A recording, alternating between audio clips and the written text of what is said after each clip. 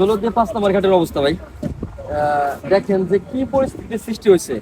কেননা আমরা কিন্তু এখানে অনেক লোক আছে, যে আমরা ব্যবসা বাণিজ্য করি, যে আমাদের মাছের আড়ত গুলো আছে। তাছাড়া কিন্তু এর পাশেই দেখেন মানুষের বসতি, এখানে কিন্তু অনেক লোক বসবাস করে। তাছাড়া এই 5 নম্বর ঘাটটা কিন্তু এখন ব্যবহৃত হয় না এই পদ্মা নদীর ভাঙনের কারণে।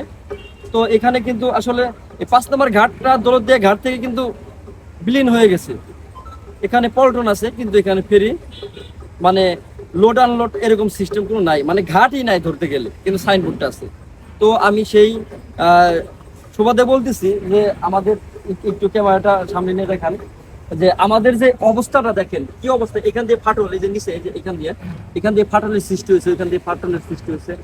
তো যে স্রোত, এই স্রোতের কারণে যে কোনো সময় কিন্তু ভাই এটা কিন্তু একদম দেবে যেতে পারে। আমরা কিন্তু এই নদীতে ভাঙতে ভাঙতে কিন্তু আমরা এখন অভিজ্ঞতা সম্পূর্ণ।